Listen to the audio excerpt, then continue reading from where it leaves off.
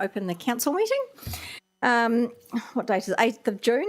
We've got lateness from Taku, so we will. Jeff will lead us off to start with our karakia. Kia ora koutou. The words are up there. Let's go. Ahu, rua, toru. Whakatakatahau ki te uru. Whakatakatahau ki te tonga. Kia mana ki tuta. Kia mātātara ki tai. E hi ake ana. Te atakura. He tio, he huka, he hauhu, tihei, mauri ora. Kia ora. Thank you. I'm now going to adjourn the council meeting till later and hand over to Councillor Leggett. Thank you, Mayor Baker. Yes, welcome to this Te Puna Kōrero meeting of the 8th of June. We have our start normally. I'd like to go straight to apologies, of which we have none, except Taku for lateness as well. There are no requests to speak in the public forum. Do any councillors have any conflicts of interest they wish to declare for this meeting? There being none, I note, we'll move on to a notification of extraordinary business. And I understand there are no items of extraordinary business either. So that moves us to item 6, which is the confirmation of the minutes of Te Puna Kōrero of the 25th of May 2023. I'm going to move the minutes. Do I have a seconder? Josh, thank you very much.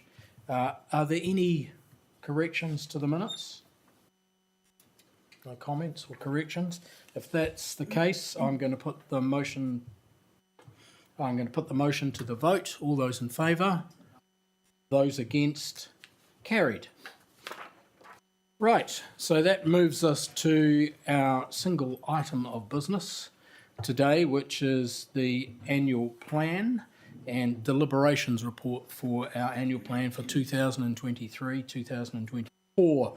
Before I move the report to get it onto the table, I just want to acknowledge that we had a large number of ratepayers provide submissions here. I thank them for their support and for submitting in the first place. And also those other people who, ratepayers who provide feedback to us individually and in other ways, and feeding that back. That's always helpful to us as councillors, and we thank people for that. I also want to thank officers, because this has not been an easy annual plan to put together. As you note from the paper itself, there are a number of things which have arisen since the original annual plan went out for consultation. And these are included here today. And so I just want to thank officers for the work they've put in to make it to the table this morning. And lastly, I just want to thank, and I'm doing this up front, councillors for their considerations thus far and their inputs. And no doubt you'll have further inputs to make this morning. So that being said, I'm going to move the report to get it onto the table. Do I have a seconder, please? Yes, Mayor Baker. Thank you very much. I'll now open the report for, I'd ask the Chief Executive, Wendy Walker, to give us a bit of an overview first, so before we get into any questions. Thank you, Chair. It will be a brief overview. As you've alluded to, it has been a particularly challenging annual plan. I've seen a lot of annual plans in my career, and this would be probably easily the most difficult we've had to face. So aside from the normal pressures which we face in every budget round, we've also, we're teetering on the brink of a recession. We know our people and our businesses are struggling. Equally, inside our business, we're struggling with a whole lot of post-COVID challenges. And just to top it off, we have water reform, which has introduced a whole lot of uncertainty at perhaps a pretty difficult time in the budget process. So it will make our long-term plan even more challenging, I'm sure, as the sort of passage of that legislation becomes somewhat clearer, one hopes, by the time we get there. I would like, therefore, to thank the staff as well, Jo and her team, in particular Graham, who knows every number in here, I'm assured, and Nick, who's away, but Mia and Samuel, who've held the whole thing together. So it's... there's often challenges, but this has been a tricky one. We have recommended to stay at the proposed 9.71 average rate increase.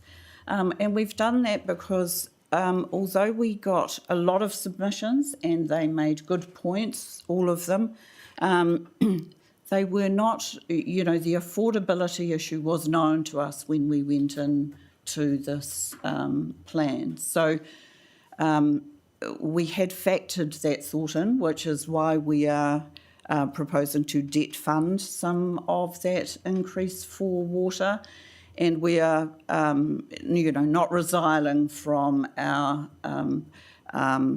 principles around protecting the harbour and making sure Three Waters are in the best possible condition as we go forward.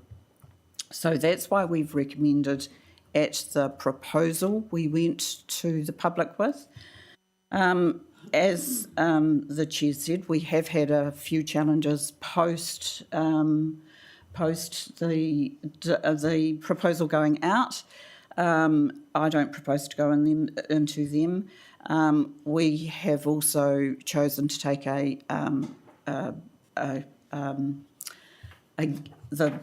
savings target in the plan, and we're in the process of putting together a team of staff who will be charged with delivering those savings. Don't know where they're coming from right now, because we've constrained all of our business units' budgets to basically the start of the LTP. So we are managing some of those pressures inside the business on a daily, monthly, yearly basis. So this is a savings on top of a savings. So our commitment is that will be without service level reductions. I will let you know how that goes.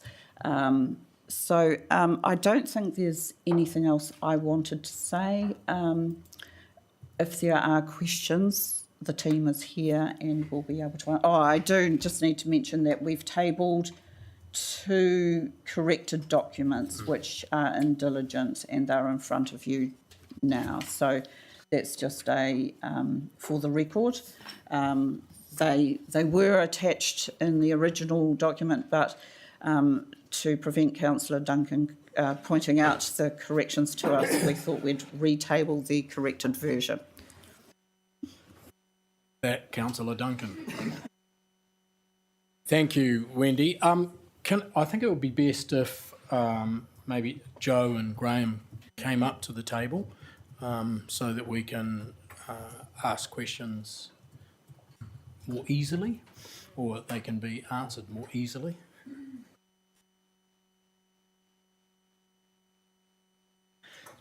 Okay, so with that, councillors, I'm now going to open the paper up for questions.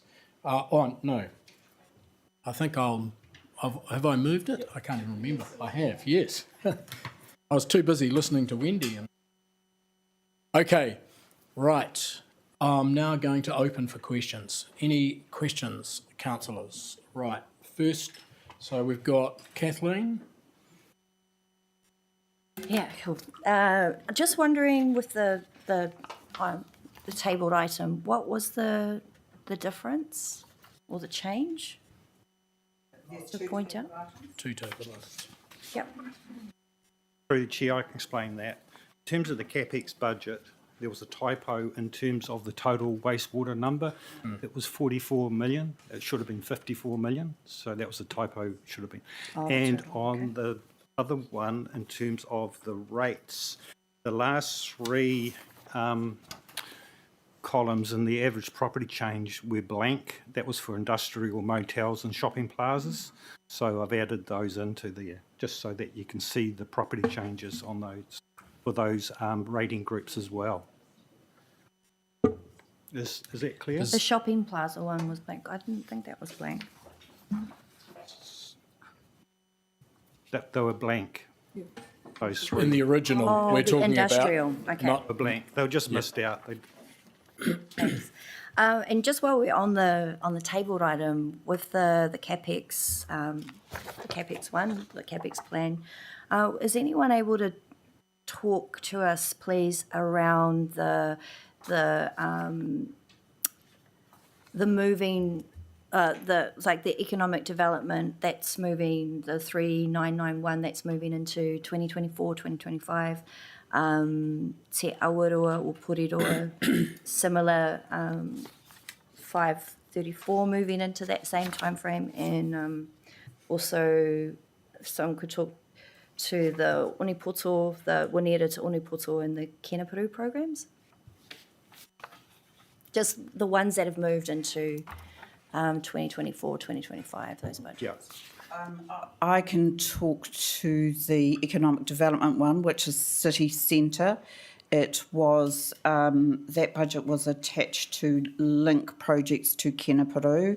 We've been advised by Waka Kotahi that they will not fund that next year, so we have just shifted that money out. So it matches whenever we get money from Waka Kotahi. So that's that one. I'll leave others to explain the other. Through the chair, it's explained in para 59 in the report in terms of the changes. Each one I've explained in terms of the property. It was only carrying over the climate change budgets. In terms of the other property, there was timing changes in terms of the property, but there's sufficient budget within the annual plan itself. Kenaparu, that was to do with informally being advised by Waka Kotahi in terms of not the funding, so that moved into the 24-25 year. And I moved out both the money which was coming forward from the current year, that's the 22-23 year, and next year. So both years' budgets were moved. The Winanera Shared Pathway, again, that was carried forward, and the Area 6, which is in the harbours. So that's that 453 number, which is for the Area 6. I added in was the Papakohai, sorry, I might quite pronounce it, Road Shared Pathway, the 7.2 million, because that was approved by Council last year. And Council has received funding from the Government's Transport Choices Grant. So that's neutral in terms of that 7.2 being added in. does that answer your questions, Catherine? So does that mean with the Onipoto, the pathway, that it's nothing's really happening in this financial year, that it will happen in the following one? Is that Yeah, Andrew? means? Next financial year, starting 1 July, we've got about 1.2 or 1.3 million in the budget, and that's for detailed design work. So we've gone out, we're tendering that now. Probably have to do some value engineering again. The prices, I understand, slightly higher than the budget. Surprise, surprise. But the capital work, the actual building of stuff, would start the following financial year. Right. What we're trying to get out of Waka Kotahi is, are you supporting this project? Are you contributing 52 cents in the dollar? It's a roading project, and we want their commitment, and we haven't got an answer, and we've been waiting for quite some time. Wanera to Onipoto is the second cab off the rank, Kenaparu's the first. And so earlier we've discussed we've had to take our money out for Kenaparu. That's about 15 million bucks that we had there. We had the project managers, range of project work happening down there, and we put it out to the following financial year because we haven't been able to get a commitment out of them to date. Does that make sense? And so I'm worried about Kōrero to Onipoto. If I can't get it for Keneperu, I may not get it for Kōrero, but at least we could carry on and do the design work. The council's said it will underwrite the work. I've just got to get it at a reasonable price. So that's what's going on. And we're not the only council that is impacted by this waka kotahi lack of funding in the short term. Just that last point about the harbour. So does that mean that we're not doing anything in the proposed 2023, 2024? That was to do with Area 6. The 534, sorry. Is that what that means? That's to do with Area 6.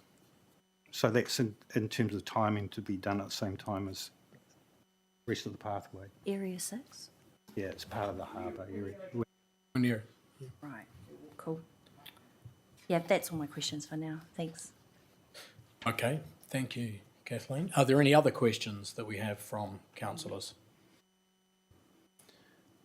Josh, I know you have a couple of questions. Yep.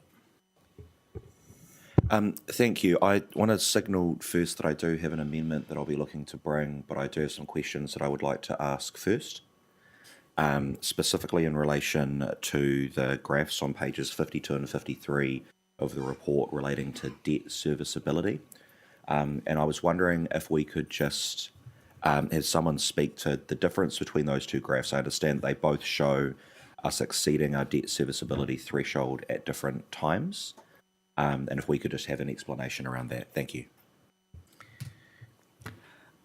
So this goes back to when we commenced the LTP, when we did it in the low interest rates and expecting that supply, once COVID was over, would go back to its usual position. And again, it was based on all the assumptions that we set the plan off. Under the Local Government Act, we have a debt serviceability of 10% is the threshold. The major, and when we did the LTP, we kept 85, we stayed within the LGFA, Local Government Funding Authority, which is a cap of 280% of revenue.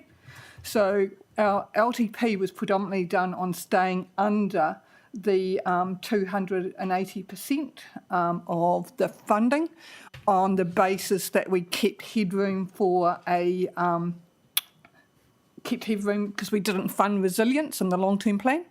That has pivoted, completely changed with the interest rates with such a significant growth. So we're signalling here as our ability now in the capital space is predominantly our debt servicing, which is the 10%, which is in the Local Government Act, versus when we did the LTP, it was actually about the gap.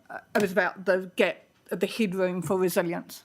So it's quite a different scenario, and that's what we'll be modelling through in the LTP. But what we have done is taken a snapshot of what this year and next year is looking like, because the decisions we make now flow into the first year of the LTP, but it will be reset. So that's really the difference between 52 and 53 is just different ways of actually showing where we sit. But it is basically showing that interest rates have significantly increased. Okay, thank you. And so to clarify this, in the first graph, it looks like we exceed that benchmark, the threshold of 10%, in 32, 33. And that's as per the LTPs? That's per the LTP, and it's 26, 27 based on decisions that we're making over the next year. Is that correct? So what we're saying at the moment, we're saying for the 24, 25, the decisions in here is still keeping us under the prudence level, or under the 10%. But when we do the LTP, that's a key factor that we need to consider. Okay, cool, thank you. Could you speak a little bit more to what the implications are for if we do exceed that debt serviceability threshold? Well, we're in breach of the Act, depending on we're actually we'd be in breach of the Act. And so when we're in breach of the Act, what does that mean for our ability to be able to borrow more in the future, or the interest rates we have access to? So it'd be our Standard & Poor's credit rating. So there are councils that have breached. So it's our Standard & Poor's, so it'd be more expensive to our credit rating would drop. We actually met with Standard & Poor's yesterday, and they look at that. They also look at the headroom, the ability to borrow, and it would hinder our ability to do capital works in the future. Okay, cool. Can I ask a further question there? Does it hinder our ability to borrow? We would have to pay a premium. We'd pay a premium, but we would still be able to borrow.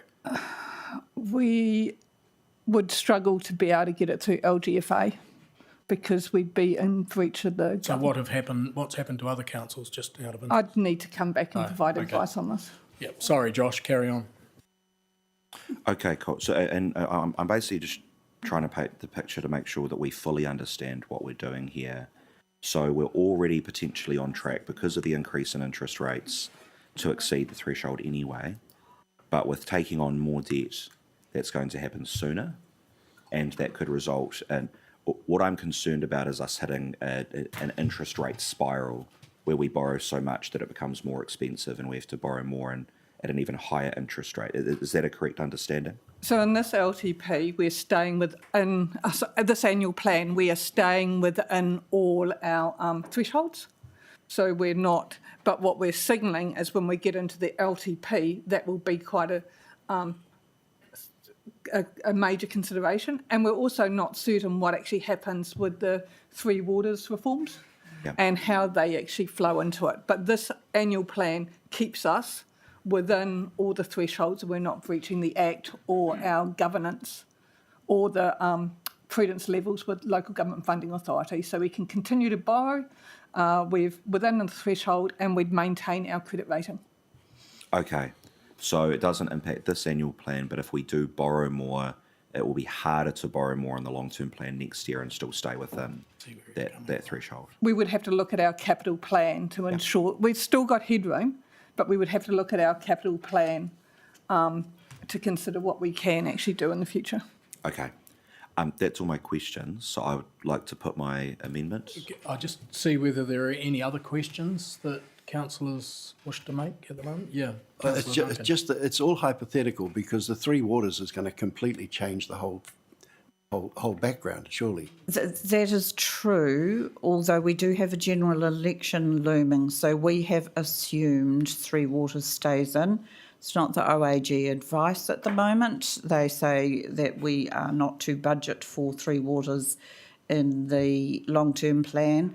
So there are quite a lot of moving parts, you're right. If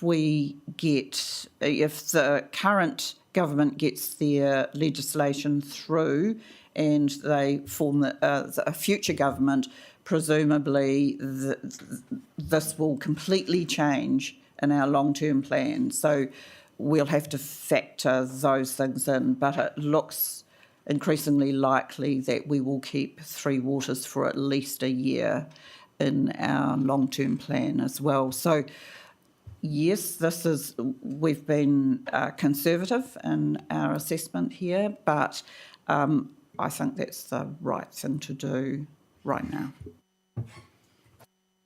Okay, any other questions? Josh, you wish to put your amendment?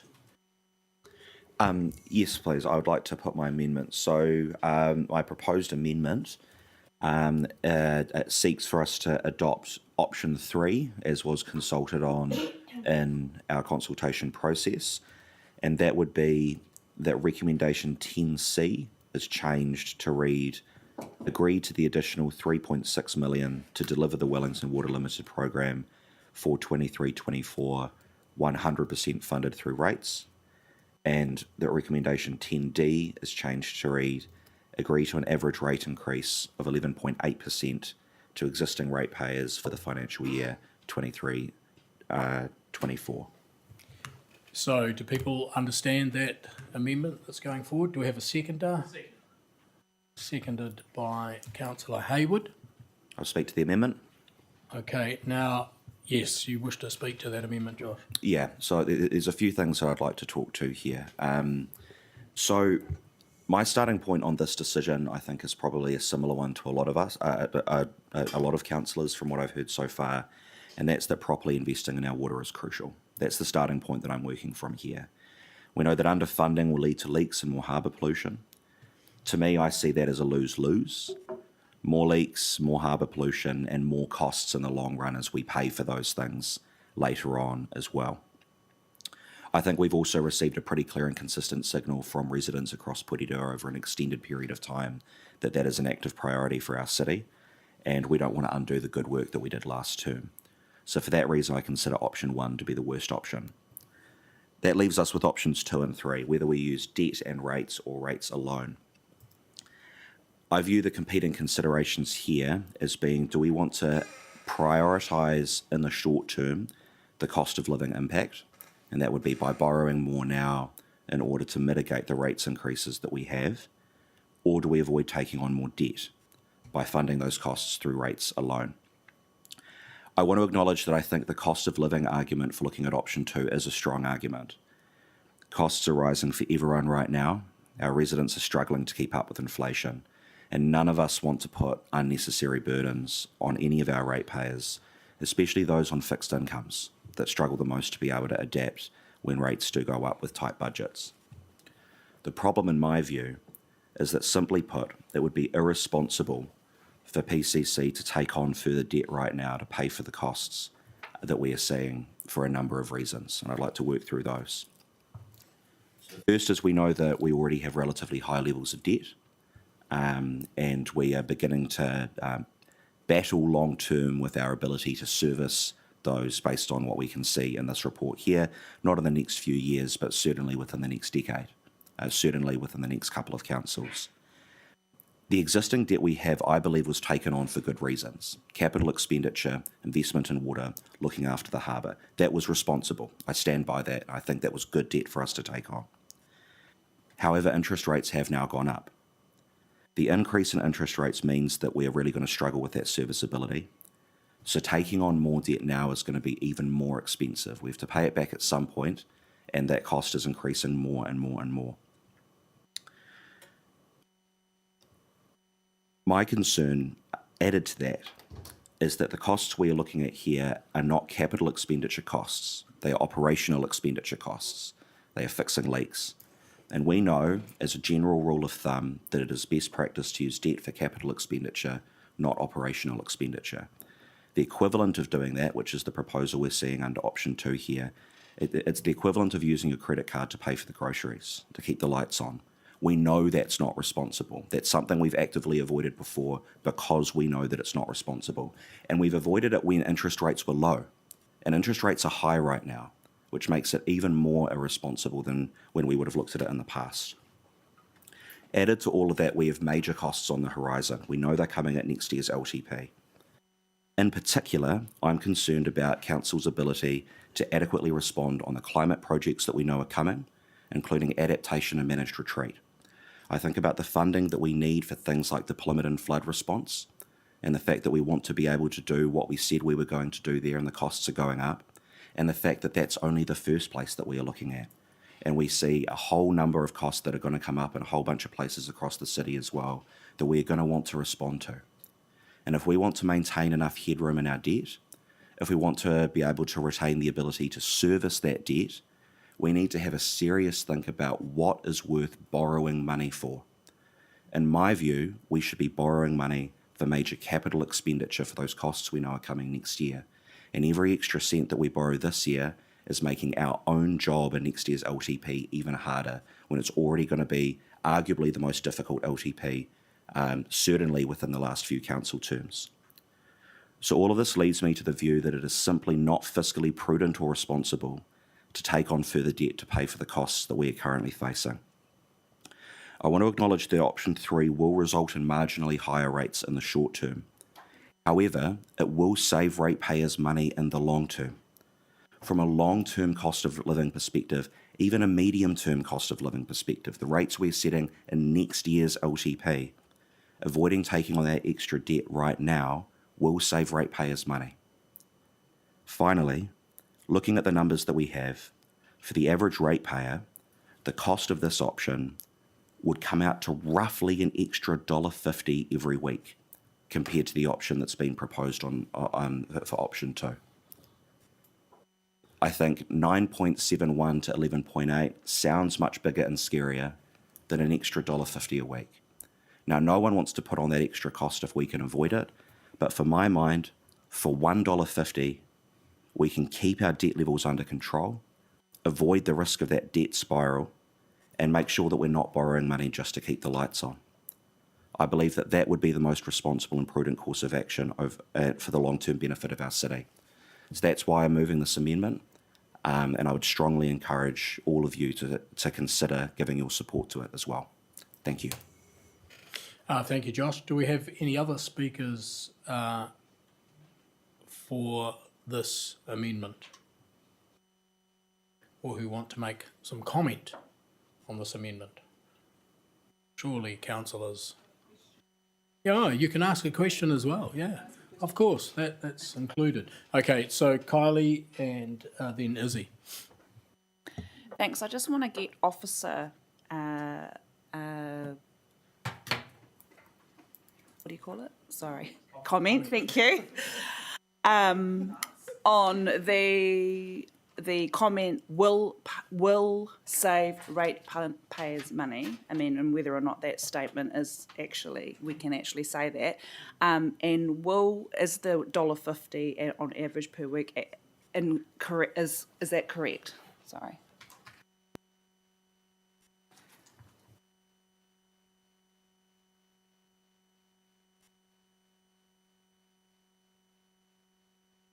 I'll answer the first question while Graham's just working through the numbers. Will it save money in the future? In the future it would, because it is debt servicing, so we will be paying the interest in the future.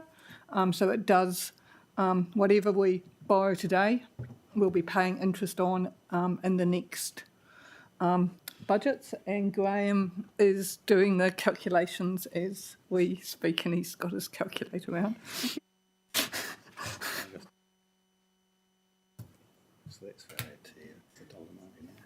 Can we do Elston? Do you, in the meantime, Izzy, have you got a question? My question was around the $1.50, because the documentation that we gave out to our people to engage on had average weekly rate increase. Elston, as an example, under $9.71, it was $10.45. Under 11.8, Elston, we're going to get a $12 a week on average rate increase. So I was trying to work out the $1.50. Who does that relate to? Not Elston.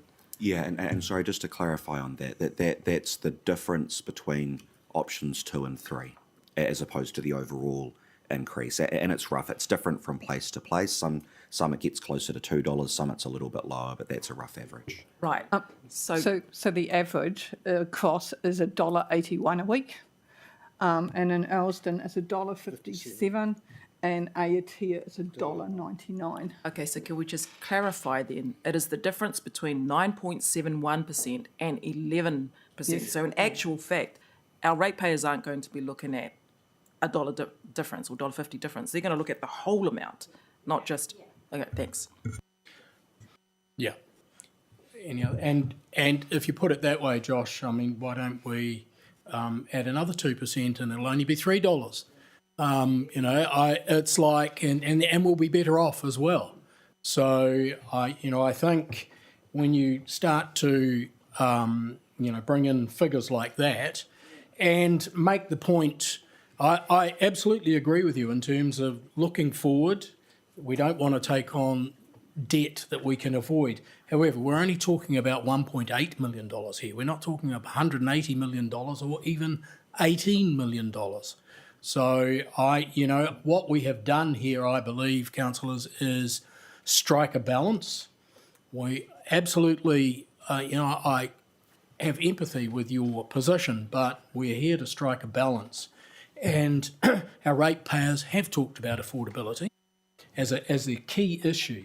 And putting extra burdens on ratepayers is not something we want to do at the moment. When we have the opportunity next year in the long-term plan to look very much more closely at all the things that we have to do and what we should and shouldn't be spending money on. Mayor Baker and then Councillor Hayward. Thank you, Josh.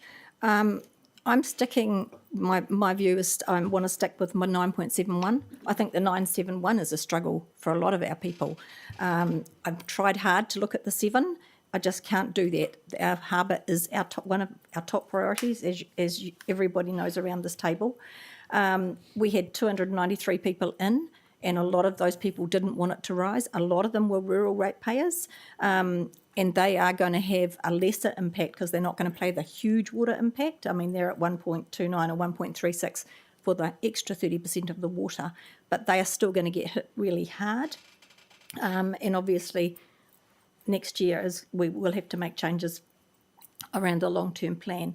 And $1.50 to some people is a loaf of bread. People are really, really struggling. And at 9.71, I'm struggling, but I do think it's the right thing to do. Half and half borrowing, half and half debt.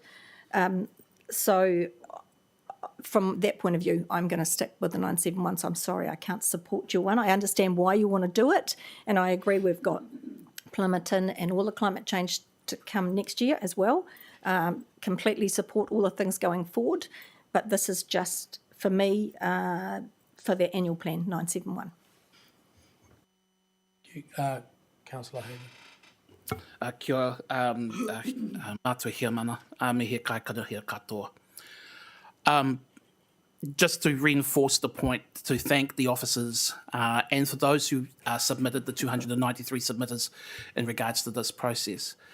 I think Councillor Trillin has articulated very well my personal view on the subject, and is why I feel that compelled to second his motion today. It is an unpopular view. 4% of those who sent in submissions supported what has been proposed in this option. I am a person who holds many unpopular views, but it must be defended. It is going to be harder for us to keep our options open if we are reducing the amount of money that we have available to borrow for capital expenditure in the next long-term plan. The documents on notice demonstrate that there is an enormous number of uncertainties with regards to the next long-term plan and factors that are well beyond our control.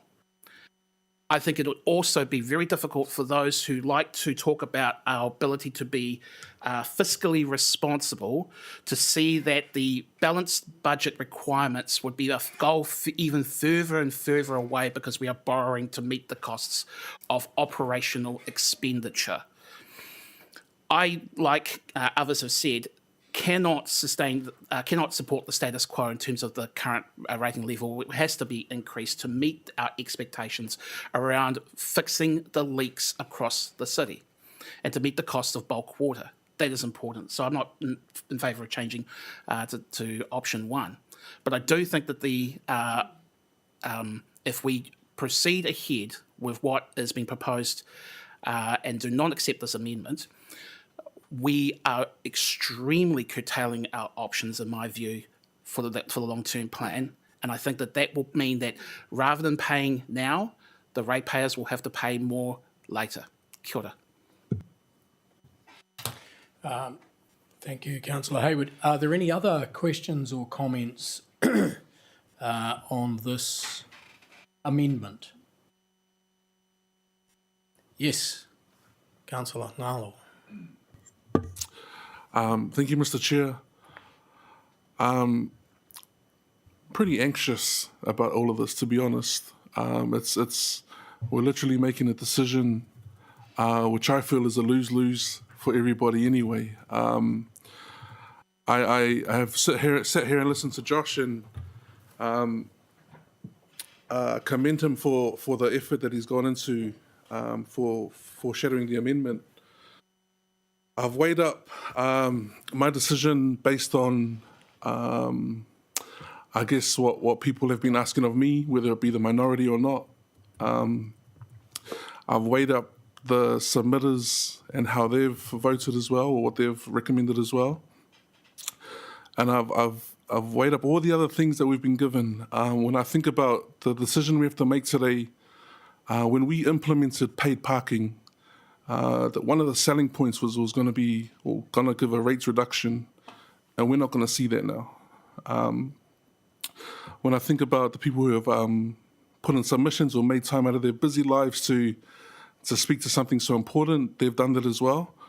I don't feel like we've been, I guess, answered enough about what Wellington Water are going to provide for us if given the extra funding to move us to 9. I feel like we've asked lots of questions in the leading period to get to here, and I still don't feel like we have enough information to do that. The argument is that it's going to be an extra couple of dollars a week, but the people that I interact with every day cannot afford those extra dollars. And for that reason, I'll be going with option 1, and the majority of the people who submitted to go 7.65. Thank you. Thank you, Councillor Nala. I just ask whether you've looked at page 14, 9A to D, where specifically Wellington Water's request is covered there, itemised. So we have been given that information from Wellington Water, just so you know. And the other point is that pay parking, you say about reducing rates. What it did was mean that our rates did not go up by another 0.3% or something. Oh, sorry, 1%. Another 1%, all right? So if we hadn't gone with paid parking, we'd be looking at 1% on top of all these numbers, whatever they are already. Just to be factual about it. Okay. Councillor Duncan. Yeah, look, I can't help thinking while I was reading through all this that if only the Reserve Bank had to go out to consultation before it raised the official cash rate, they might understand the predicament they put us in. Look, I'm supporting the 9, the option 2. It'd be lovely if everybody was able to afford the extra money you talk about, Josh, but you talk about it as if it's just this amount. It's a hell of a lot to a lot of people, eh? So yeah, I'm supporting the option. Okay, look, is there anyone else? Kathleen, you. Yeah, look, this is really hard. I feel really anxious even just listening to the kōrero being spoken. I hear what you're saying around debt and being prudent with thinking about the future with debt, and I agree that is that is something that we should be looking at. But the reality is, with the cost of living right now, people just can't even afford that 7.65. Like, we do have to look at what it is extra a week. And yeah, $12 extra a week, even $9 extra a week, which is what I believe the 7.65 is looking at, is too much. We've got fuel that's been subsidised, that's coming off. People can't afford to eat. The supermarkets, the price of food is gone up something like 12%. In terms of what we heard last week from Brad Olsen, and I even read it in one of the submissions here, 50% of people's disposable income is being absorbed by their mortgage. So I feel really uncomfortable making this decision to put up even more cost on them. Listening to what Councillor Ngalo said, and given that this is the broad majority that have said that they support 7.65, that is a really hard pill to swallow given the Wellington Water aspect for it, because Wellington Water, let me correct myself, water is a huge, it's huge for us, and so is the harbour. I feel like it's been a little overlooked in terms of this 5.7 million that they're asking for. It's a lot, and we've asked for more assurance, we've asked for more What does this mean? Where have they come from? Where have they come up with these figures? And haven't really got any clarity, even in my email last night. So, yeah, I'm going to foreshadow, just based on what I've heard, I'm going to foreshadow that an amendment to put it to 7.65 and see how that debate goes. Just foreshadowing that. I foreshadow it to be the substantive. So, anyone else want to speak? We're actually speaking to this amendment. Josh, do you want? Only if everyone else has already spoken. I understand as the person who puts the amendment, I can speak to it last. So I would like to speak to it again unless anyone else wants to speak first. Does anyone else? Yeah. Well, is that so 2 arms raised. So is he first? Councillor Ford first. Ladies before gentlemen. He might identify as. Anyhow. Let's not go there. Okay, I mean, just in case it wasn't clear. So I know we speak about vast majorities or broad majorities around this table, and I think to Councillor Wheelo's point, we have heard from the broad majority who have said to us that they are struggling. So when we're questioning whether we take on more debt or whether we pass the costs on to our residents who have already said to us they are struggling, and that's from the broad majority that have actually fed into this particular process. But on the ground, we're also hearing, as Councillor Ngalo said, from the people that he is speaking to, that they are struggling. The cost of living issue is a very real issue for them. It's a now issue. It's not a down the track issue. They are dealing with it on a day-to-day basis. So I won't be able to support the 11.8% rate increase as that you've put forward, although I 100%, in a perfect world, it would be great. If everyone was at the same, but we're not all at that same spot. We're in the same storm, but we're not in the same boat. So that's my point on. Thank you. Mike. Yeah, when we talk about the broad reaction to this, we have 20,000 ratepayers and we've had 293 submissions or something, I think. So the broad majority would appear to support exactly what this council does. You're finally any. Sorry, Kylie. Obviously, I support where you're coming from and the principle, absolutely. But I can assure you that household or incomes won't go up 7%, 9%, and definitely not 11% this year. So I won't be supporting the amendment. Josh, your final word? Yeah. Thank you to everyone who's spoken, and I guess I want to start this off just by acknowledging this is a really tough decision. And I don't begrudge anyone who can't support this amendment. I get it, that this is really difficult. Like Wendy opened with at the start, this is the most difficult annual plan we've had in a very long time.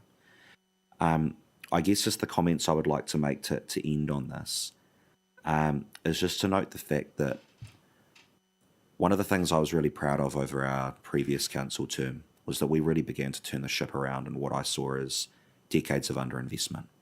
That we were the first council in a long time to actually begin to properly write that course. And I was really, really proud of that. And it's always tough to put rates up. It's never easy. There are always good reasons not to do it. There are always good cost of living reasons not to do it. But eventually you have to break that cycle because it's not sustainable in the long term. We have the opportunity to do that. We know that cost of living is tough. It's going to be tough next year. It's going to be tough the year after as well. And every extra dollar that we borrow now is going to make that even tougher for us to make the decisions we have to then. So I understand what everyone is saying, and I understand. I can count. I know that we don't have the numbers for this to get across the line. I acknowledge that. It hasn't gone to the vote yet. It hasn't gone to the vote yet. But I do understand that. I do stand by this, and I will still be supporting it. And I really hope people give some strong consideration to that too. And I just want to acknowledge that my number one priority, as I said at the start, is our water. And in the event that my amendment is not successful, I will support the recommended option of option 2.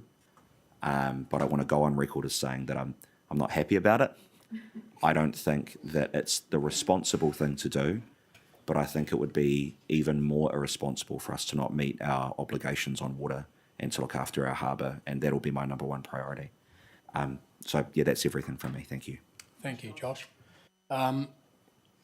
With that, I'm now going to put the motion, or the amendment, which we can see in front of us, and that was to have the additional 3.6 million 100% funded through rates and agree to an average rate increase of 11.8%. Point of order. Can we request division on this vote? Thank you. Or a show of hands, you're talking. Either way, so long as it's recorded in the minutes who's voted Sure, which way. no, Division. all right. So, okay, we're fine.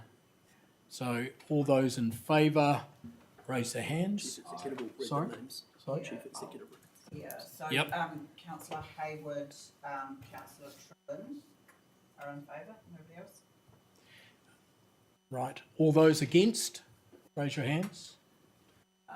Councillor Ford, Councillor Johnson, Councillor Waddle, Councillor Duncan, Mayor Baker, Taku Parai, Councillor Ngalo, Councillor Wihapi, Councillor Fido. Oh, and Councillor Liggett. My apologies. And that other guy. Yep.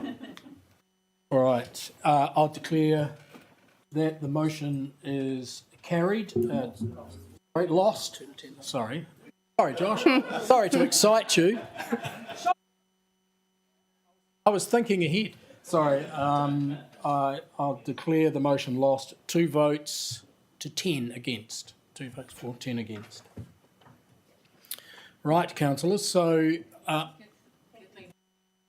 yes, I know that. That's what I was about to get on to. Councillor Filo, you have another amendment to make? Yeah, so I propose that option 1, which is don't provide extra funding to Wellington Water, keep rates at the agreed LTP level of 7.65% to be the recommended option. So this one will mean that there won't be any extra debt. It will mean that we will stick to what was originally agreed. This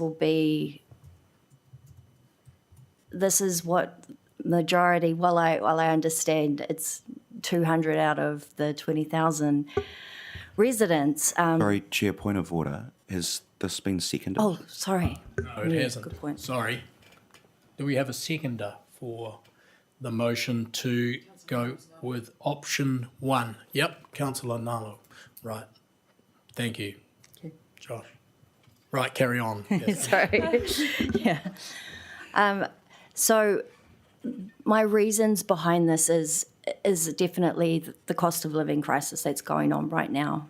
People just can't afford to pay the extra, and they probably can't even afford this right now. We're getting, just the other week I got an email saying that our bins, which are the cheapest ones, have just gone up to $20 a fortnight.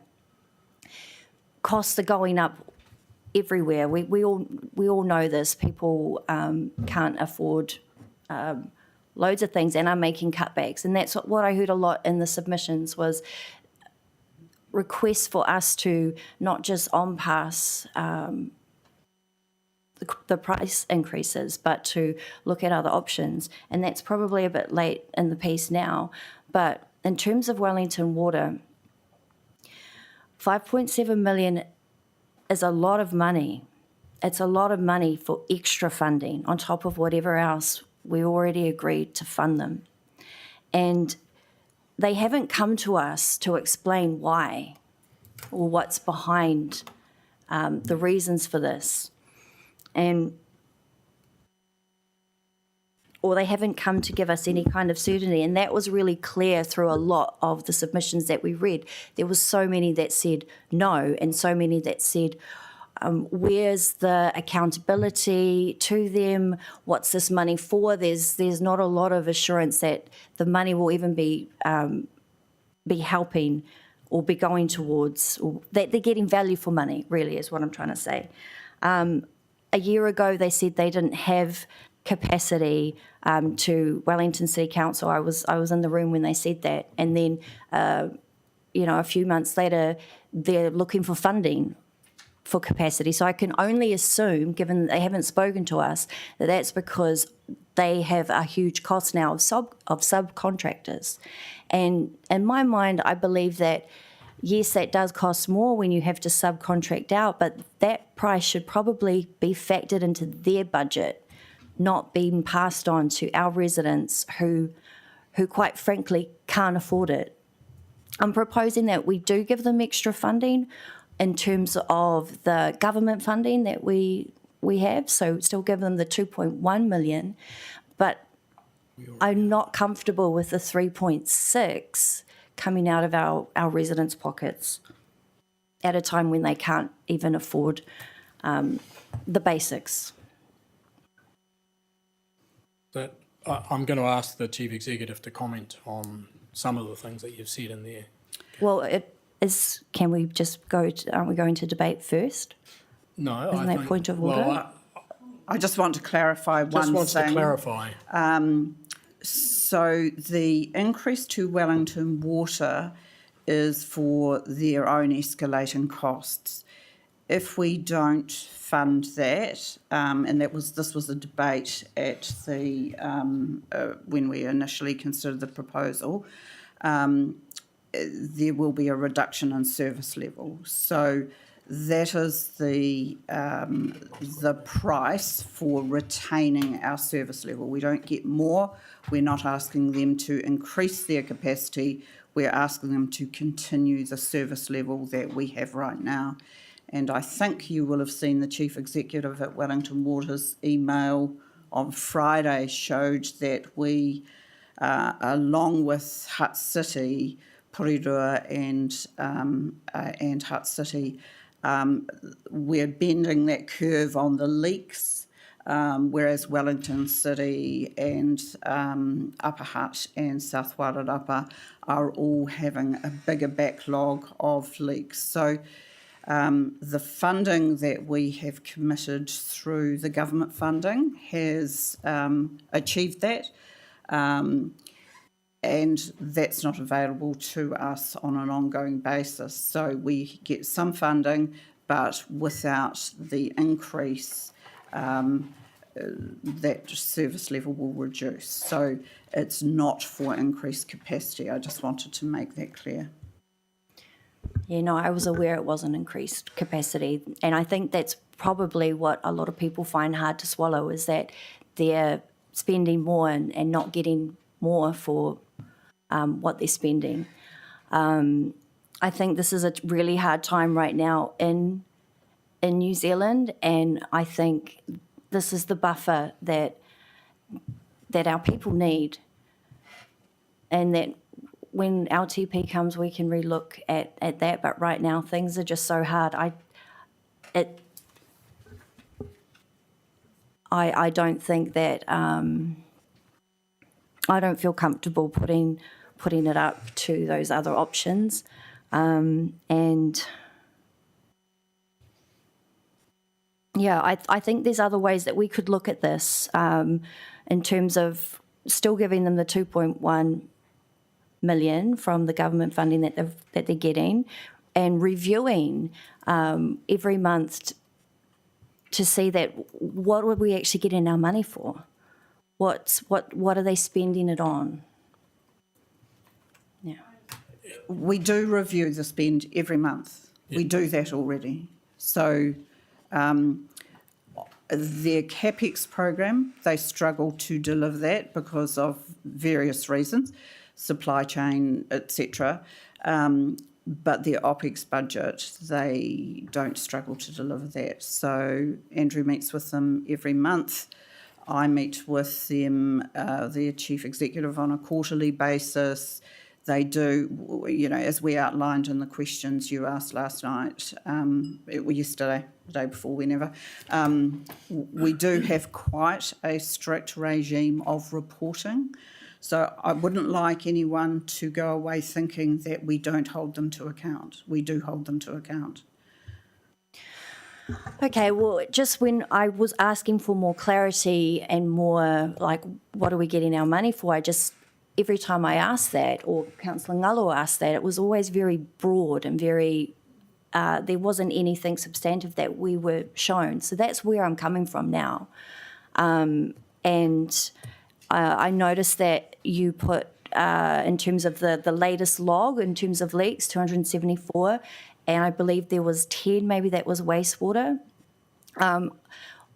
Maybe it's an option that we look at prioritising those wastewater leaks and stormwater ones that can affect the health of our harbour. If those be options to look at to prioritise. I'm just trying to find ways that we can be more broader, think more broader. Yeah, that's probably all I'm going to say. No. Yeah. Mayor Baker. Thank you, Kathleen. I can't support this one, and I do think that Wellington Water are being very clear about how they're spending their money. We prioritise a sewer leak over a water leak. We made a commitment to the city and the iwi that we would fix the harbour, stop the sewer leaks obviously going in. Wellington Water are like every household. They've had increases with costs, and that's where this has come in. They're very clear about what they fund. Our results are showing, like they are in the hut, from our spending. We are getting a much better level of service, but we're also stopping things going into the harbour, and our curve is rising. So I think the big problem around this whole annual plan is we all forget it's because of the revaluations that this is a tough ask for people. It's not what we're doing. The revaluation on top of the annual plan is what's making it really tough. I agree people are struggling, but I committed to the harbour project, and so I have to stick to my 9.71. And out of the 293 people that came in, there were a number that were rural, but I speak to a lot of other residents as well, and there's 21,000 ratepayers. Most of those people haven't committed, but they're saying, keep up the infrastructure spend. We see the difference. So for that reason, I can't support you, sorry. Is there anyone else that would want to speak to this motion? Yep. Tracy, thank you. Yeah, that's mine. Then Thank you, Councillor Filo, for your presentation. I'm sorry, I can't support your amendment. I feel that what Wellington Water, maintaining levels of service, is vital in a city where we have a highly damaged water system running across freshwater and wastewater. We've undertaken, I don't want to see waste in our streets, I want to see that managed, and I don't want to see the harbour risked after all the investment and progress that's been made. I think that their resort to contractors is something that's facing many industries across the country, and it's not a unique situation to be struggling to get specialist labour in this. And while it's unfortunate, I think maintaining our damaged water systems is vital in the city at the moment, and particularly with the uncertainty around our water reforms and what we're doing, we need to maintain a healthy city.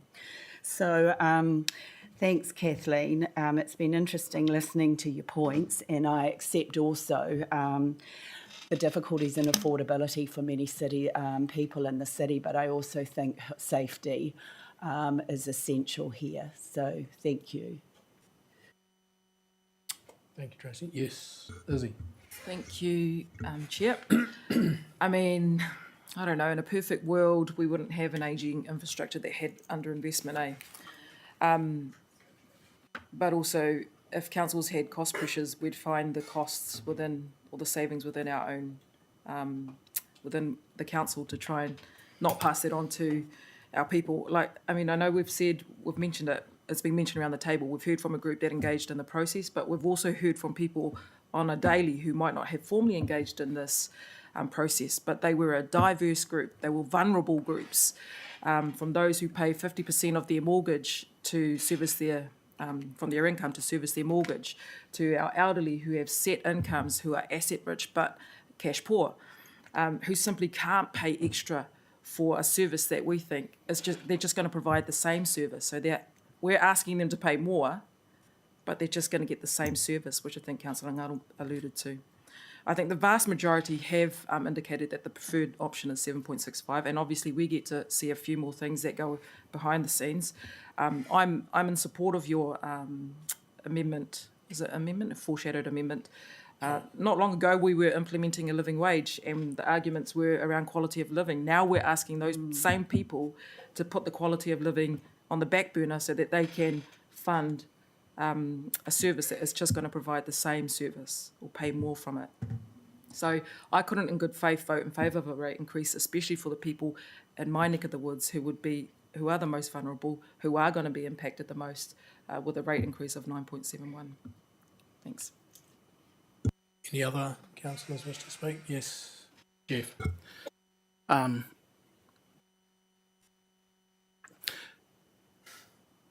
The word anxiety was used previously to describe the kind of decisions about this, because we are dealing with two issues which aren't supposed to be contradictory to each other. Providing good quality service so that people can survive in their own homes and have healthy harbours, and at the same time that they can actually afford to live here in Porirua. They shouldn't be thrust against each other, but that is exactly where we've ended up. It would be flippant of me to say that that a vibe that would go around in the RSAs and the Porirua clubs around here is that we want to have clean water and we don't want to have to pay any more for it. It would be flippant to say that.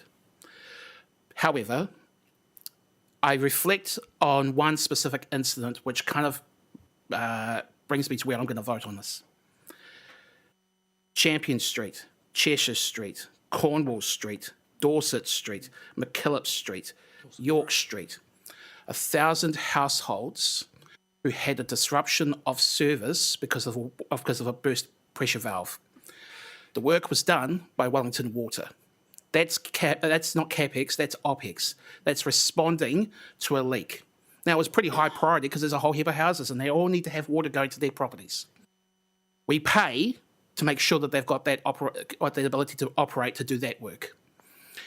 Wellington Water are supposed to be acting in good faith in terms of providing the services and be able to communicate that. But there's a certain extent for me where I'm not going to know expert knowledge on the areas of work that they do day to day. I have to give the trust to them in terms of their qualifications and ability, their mana, in effect. So I'm not here to second guess their approaches. I expect them to act in good faith. I expect them to tell us when they have an issue about their ability to pay for leaks, to fix the leaks as it is. The choice is quite simple. If we do not raise rates to cover this, then those households are the kind of households who are going to be affected because the priority order will be even shorter for repairing those leaks. This is an actual real situation that's happened within the last month here in Porirua. And it's going to continue to happen if we don't address the issues around the overall quality of our infrastructure, and that's a CapEx issue that we will deal with long-term plans, which we started in last term. It's also trying to make sure that we have operators who are acting in good faith with us as well. I reflect that in the previous term, we did have a vote on a Section 17A review on services across Porirua City, and I advocated the point that the provision of water care services in the city should have been incorporated into that 17A review. I was out-supported, but now we understand why that would have been an ideal opportunity to see whether or not we were getting value for money by going to Wellington Water or alternate option. The uncertainty around Three Waters reform means that it's going to take even longer to figure out whether or not the new provider is going to be able to justify and show quality of service. But if we're talking about right now, and we're talking about the individuals who are going to be affected by the ability for us to resource the providers of this service, I wonder whether or not those 1,000 households in Ranui would have been happy with us to say, well, we're probably just going to have to shift you down the priority order. You're going to have to wait several more days. And I can't get behind that. So that's why I'm not going to vote for the amendment. Kia ora. Yes. Nathan. Thank you. Did you forget my name? That's all right. I couldn't read it. I haven't got my glasses on. I just want to speak to this amendment, but first I want to thank everyone in this room who has, and who's not in this room, Nick, who is on holiday. Nice. But thank you all for the work you've put into this. It's fantastic, and it's not easy. There's not too many smiling faces around the room when it comes to putting the rates up.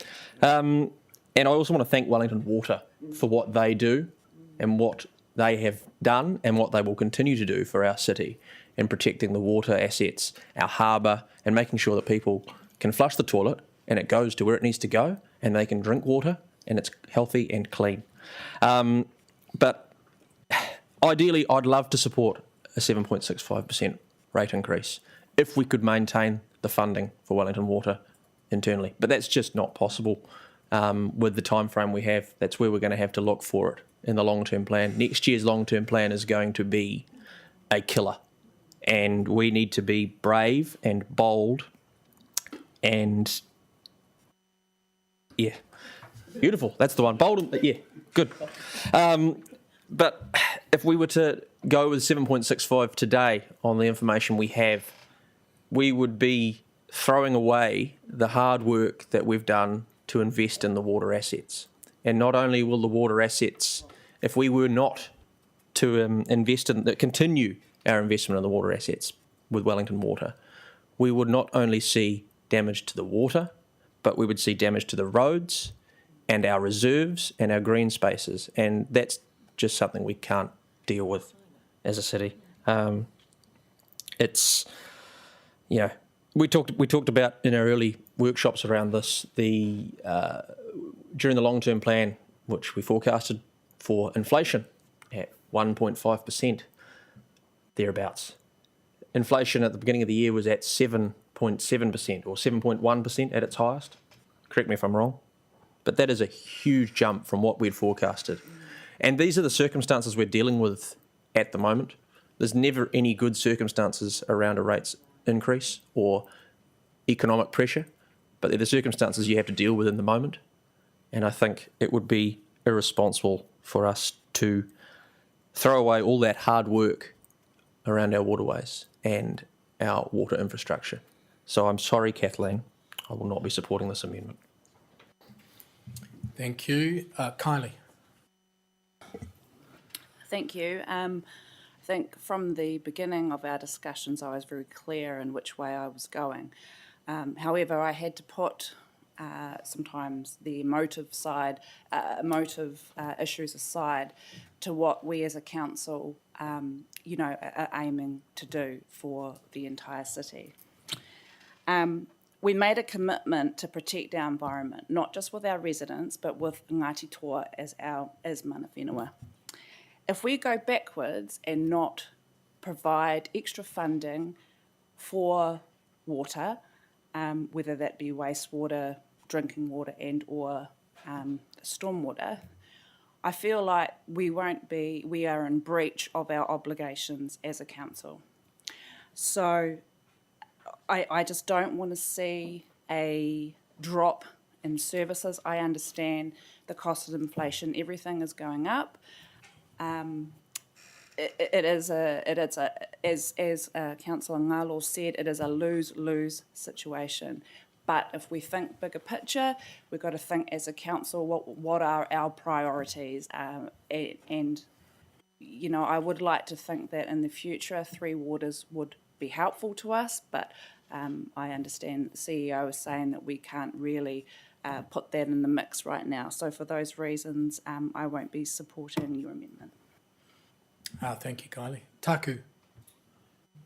I'd support you in anything, Kathleen, but on this point here, it's been many years since we've actually had a commitment on fixing that harbour. And I think it was last year when they had that major breach at the bottom of Woodford Brown, where actually raw sewage went into the harbour. And talking to the CEO, they said it was going to take at least 4 to 5 weeks. And I think for the iwi, we have been waiting for a long, long time, decades in fact, since the first signs went up around the harbour in the 60s that the taking of shellfish is prohibited from the harbour. I think we've got an opportunity to now to actually put that right, along with a lot of other things to do with our water. And, you know, and we can't go back on that. But I also get that our communities, particularly a major sector of our communities, is struggling to make ends meet. But I believe if our harbour, if our environment is well, our people will become well, and it'll figure itself out. So, kia ora. Thank you, Taku. Is there anyone else that wants to? I'll have a final say. I won't be supporting the motion either, Catherine. I absolutely agree. Kathleen. It's actually sorry. Councillor Philo. Councillor Kathleen Philo. I agree with Councillor Waddle. I absolutely don't want to see the good work that we've put in into Three Waters around planning, particularly because we're only just starting to put those plans into action. I don't want to see that thrown away by reducing OPEX on operational stuff. And we are very clear what specifically we've been asked to cover. It's about inflation. It's about planned and reactive maintenance and operational costs for drinking water and the wastewater treatment plant, planned maintenance for water and wastewater pump stations and stormwater maintenance activities, reactive maintenance to fix water leaks. And I think, Jeff, while you gave a good example, those leaks, well, that burst, things like that, would always be fixed, and we'd have to find the money from somewhere. And monitoring and investigation tasks, tasks which quite possibly could have prevented that particular leak or major leak from happening in the first place. So I believe that we absolutely need to continue to fund that just to maintain our current level of service. I also believe that Wellington Water do good work and are accountable. I've sat round the Wellington Water table as well. I know that they get asked tough questions and react well to those questions. I believe we have been given the information. We are kept up to date. We are briefed on a regular basis about what's happening out there. So on that basis, I will be voting against your motion. Now, just so that's me, just to make it clear, Councillor Philo, have you read the amendment up there? You're happy that that's... Would it be possible to put in agree to fund 2.1 from the, is it Better Off funding? I think it's already done. That's already done? Yep. That's already been funded for this coming year? Yes, it's already in there. Okay. It's already in there. Yeah. Councillor, you want to speak before I finish?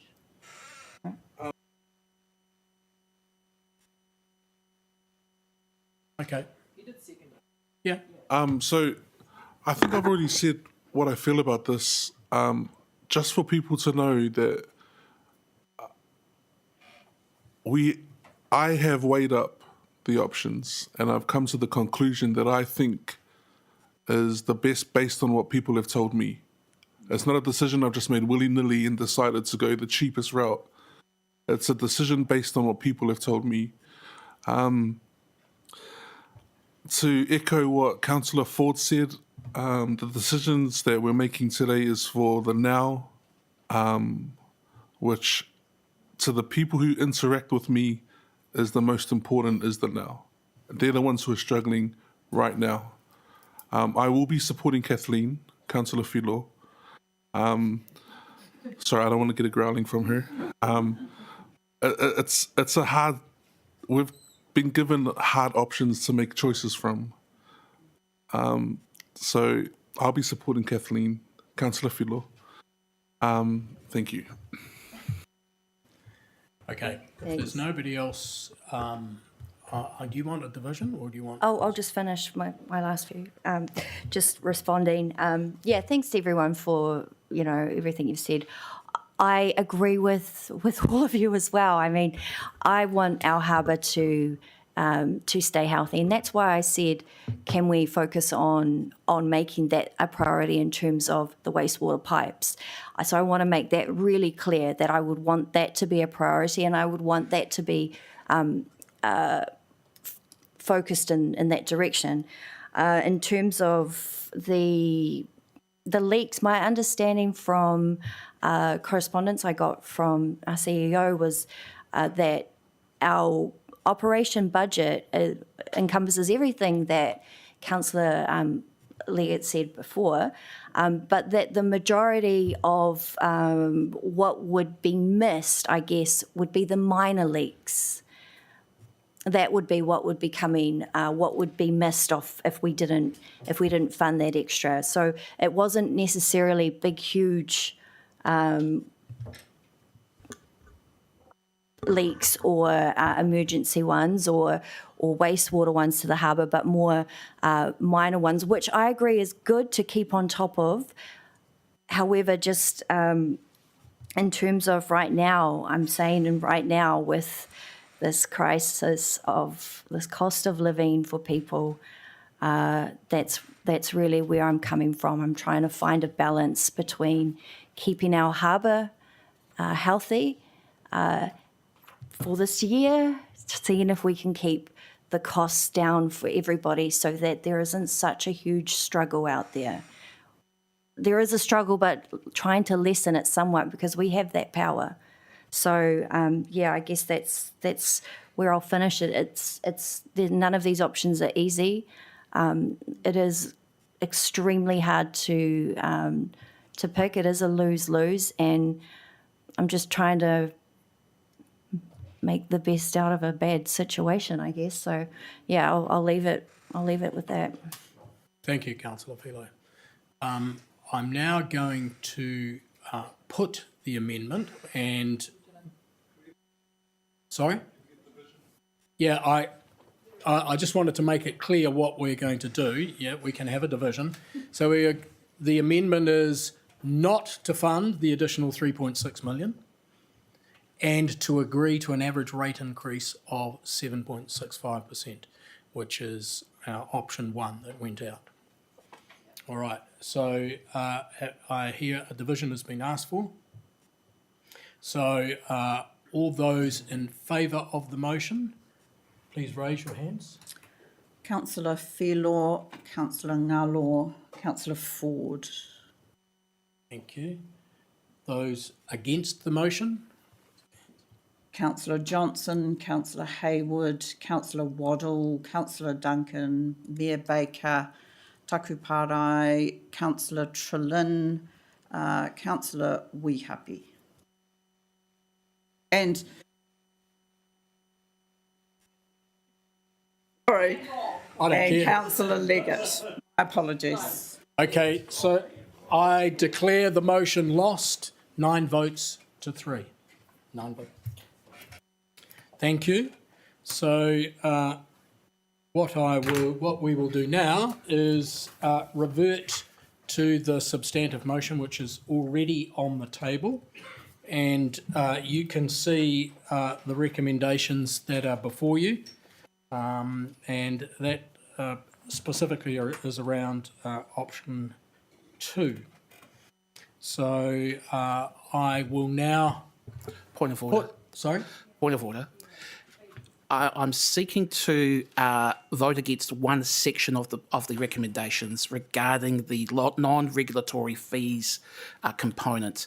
So I'm happy to have that recorded as an objection to that part, but we'll vote in accordance with the rest of it as on notice. Can we take it separately? Take that one. That's 10A. So that's 10A you're talking about? Yeah. Yes. Okay, so I'll put the substantive motion excluding 10A, which is agree to increase non-regulatory fees by 3%. for the next year. So we're voting on the rest of it. All those in favour? Aye. Those against? Well, actually, I'll ask for a show of hands. All those in favour, can you please raise your hand? So this is the substantive motion that we increase rates by 9.7. It's in front of you as the recommendations. All those recommendations, excluding 10A, which is regulatory fees. All right? Non-regulatory fees. All right. So I'm now going to, you have a point of order? Yeah, so Councillor Ford. in 10.D is one that we obviously just voted on for a separate rate increase on, and I would like to vote against that. So can that be put separate? No. Why not? Can it? No, it can. Yeah, thank you very much. 10D can be taken separately. Yeah.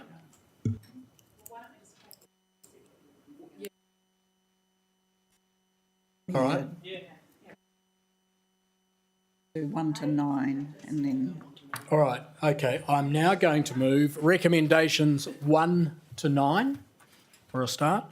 Can those in favour raise your hands? Those against? Oh, that's no.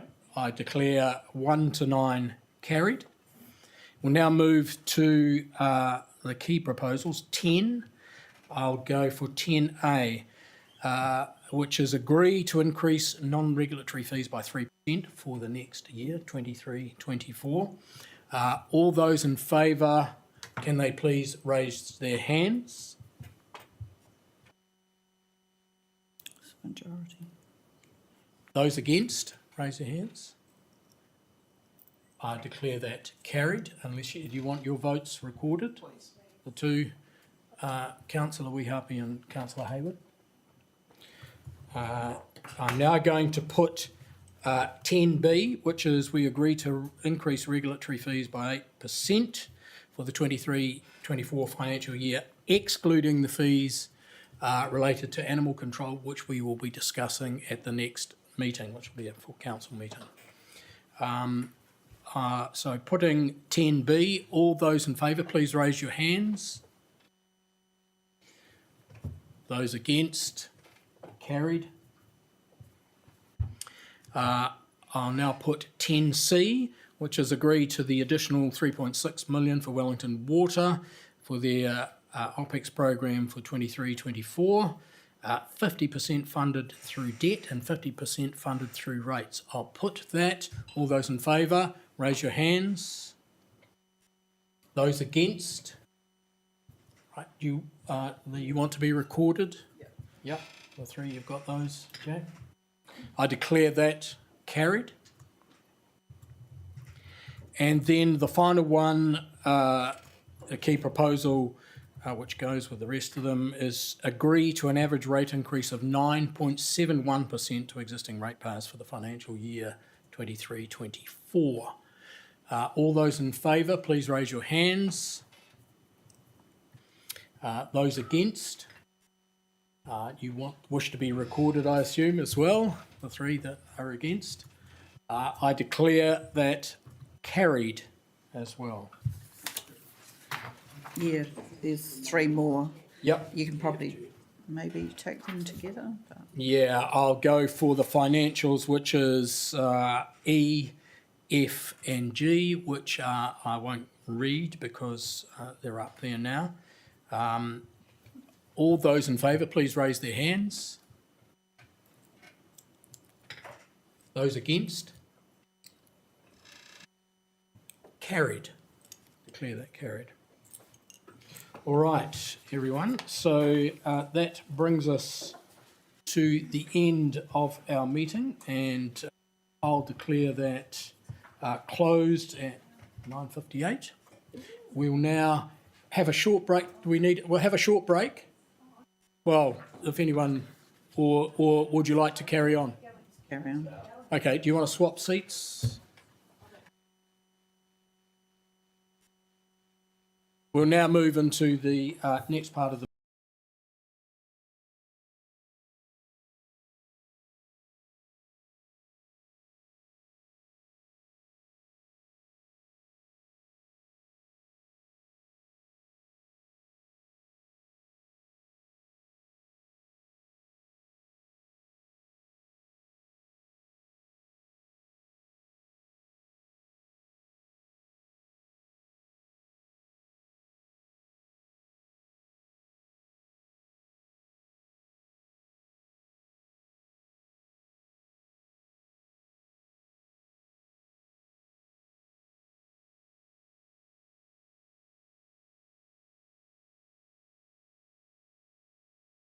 Apologies. Any conflicts of interest? Don't think so. No, none. So I'm going to move the report for the animal control fees for 23-24. Do I have a second to put it on the table? Thank you, Councillor Ford. Discussion, open for discussion. Do you want any officer comment? Yeah, Councillor, are we happy? Thank you. Page 5, with the recommended option, point 11. This option presents a way to share the cost of inflation with the user and the ratepayer rather than solely falling on the ratepayer. It also helps offset our overall level of debt. Can you tell me how that option supports a dog owner in general?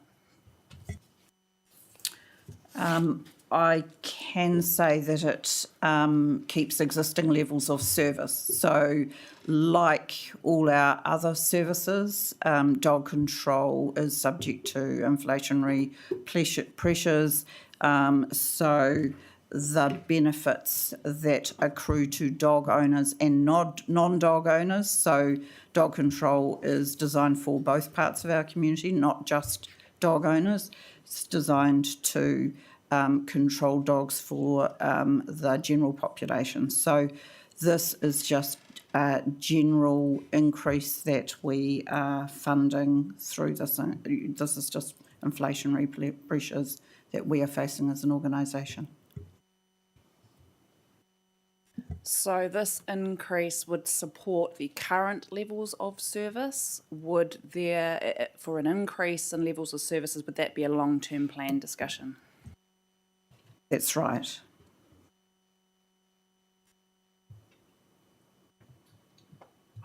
I just want to make sure we're not scraping the bottom of the barrel to try and, to level everything out, because it's easy just to say, oh, let's just chuck it on the dog owners, or, so I don't know if I'm comfortable with this, but I do understand the reasons. Any other comment? Councillor Hayward? What is the, I've missed this entirely, what is the revenue difference between a 3 and an 8% with regards to the dog fees? Oh, it's in there. Through the mayor, I can answer that. Oh. It's about $42,000 to council, the change. Sorry, $42,000 overall. Correct. Oh. No, in terms of the fee revenue to council. Between putting them up 3% Dog owner.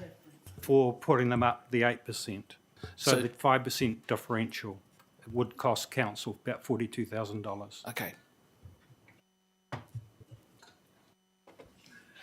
Any other comment? No more. Okay, I'll put the motions 1 to 4. All those in favour? All those against? Carried. Yep. No, that's fine. Yep. That brings us to the end of our meeting. So we will finish. We will finish with our karakia. So we'll share it together. Are we ready to go? Kia horota marino. Kia whakapapapau nā te moana. He huarahi mā tātou i te rani nei. Aroha atu, aroha mai. Tātou ia tātou. Ue e, tāki e.